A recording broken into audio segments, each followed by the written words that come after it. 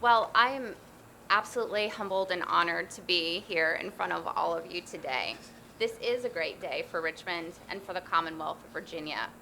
But my role is absolutely to remind you that many families will be experiencing some of the worst days of their lives in this new hospital. For my family, two of those worst days have been with the chore team. As you heard, the first day was the time that Lauren was diagnosed with a rare brain tumor at age 3, and the second time was when she relapsed a little over a year later, right before entering kindergarten. July of 2013 was Lauren's first diagnosis. We had spent a little over a week in the pediatric intensive care unit, and it was time for surgery. Two amazing neurosurgeons, Dr. Tai and Dr. Ritter, spent 8 hours removing an egg-sized tumor from the center of her brain. In Dr. Tai's own words, it was a very difficult and complex surgery because it was located in the boardwalk and the park place of her brain.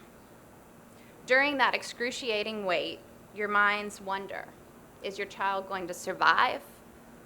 Will she be the same? And as the hours tick on, you just wonder why it's taking so long.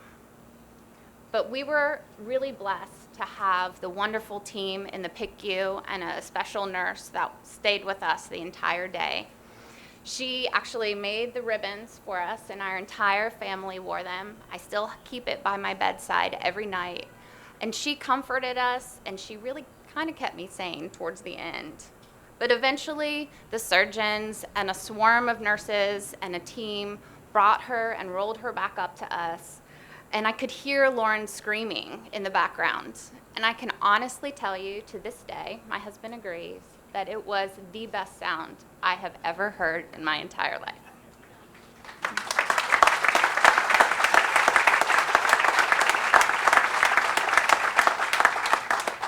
She was mad and she was angry and she was in pain. But the surgeons, when they came in, their demeanor was really triumphant. They'd removed all of the tumor, and they started to kind of talk to us, and we were standing next to her bedside, and she barely could open her eyes because her eyes were very swollen from the surgery. But she did, and she peeked up at us, and in a very, very definitive voice that I've heard many, many times, she looked at me and told me, "I need chocolate milk." And this is no exaggeration. Lauren literally drank all the chocolate milk on the entire 7th floor in the days that preceded. They were next.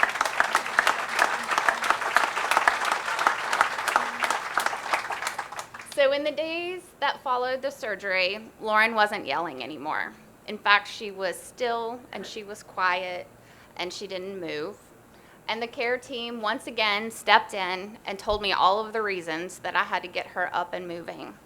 But it was against every single motherly instinct in my body to do that.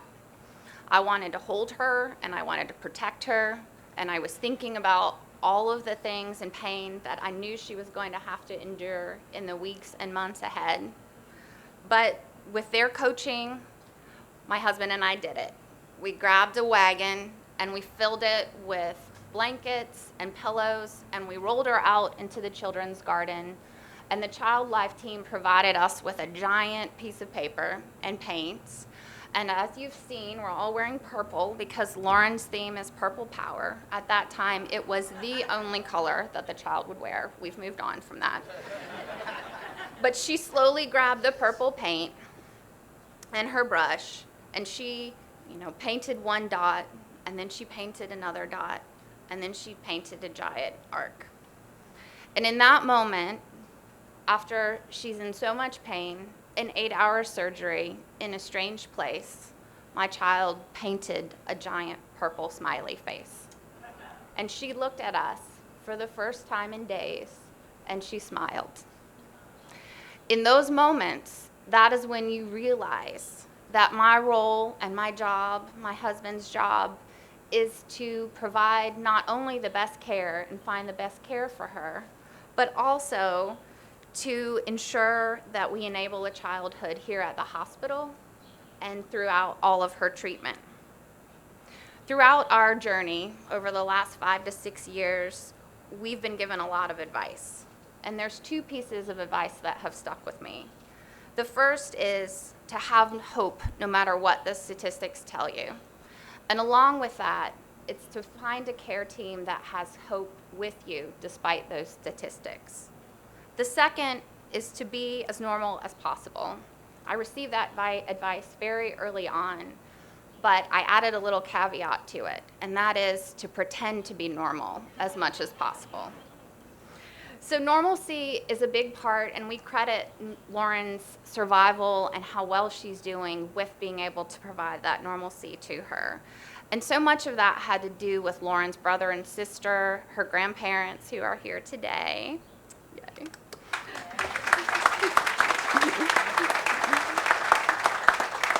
Our friends, and all the people that came and visited her, both inpatient and outpatient. It's really critical that they're there. We've gone so far as to have Thanksgiving dinner around a conference room table in the North Hospital.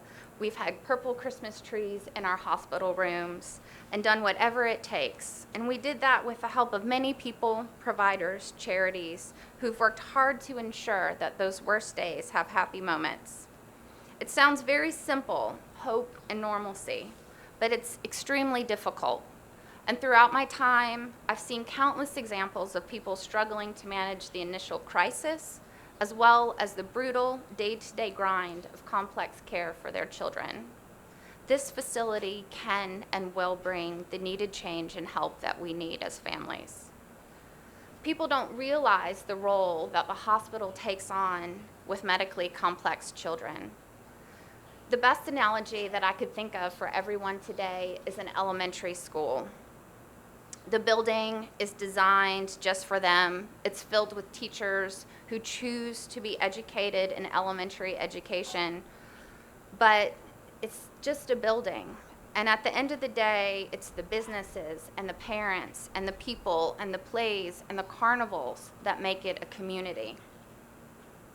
We've been fortunate to be able to take Lauren to have care at many other children's hospitals.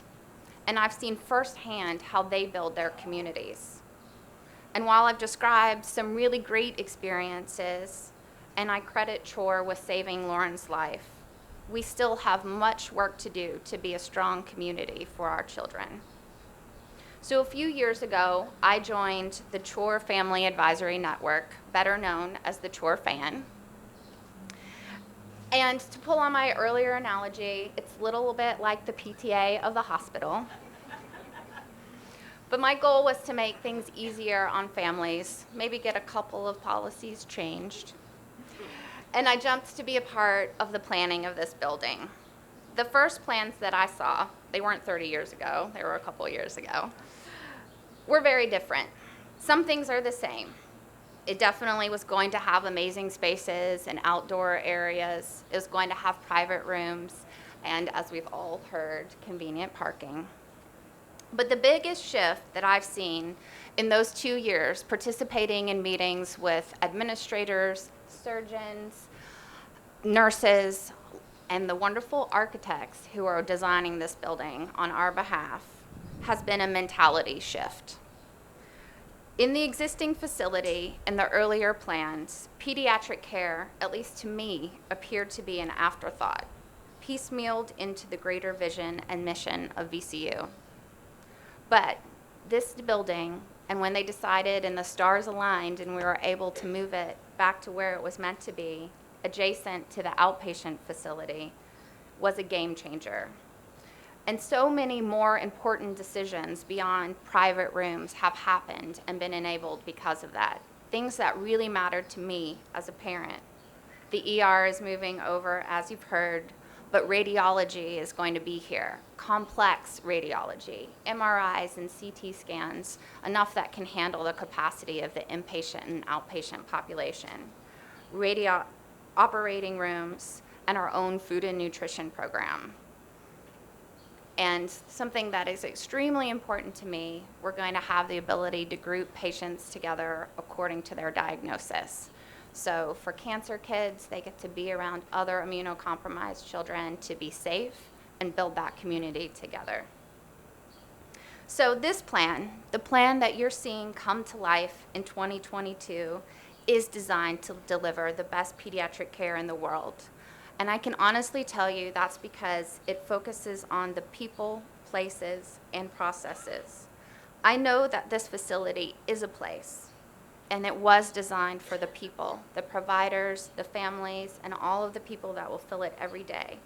But it was designed with evidence-based processes at the core. And for that reason, I absolutely believe everything that everyone has said here today.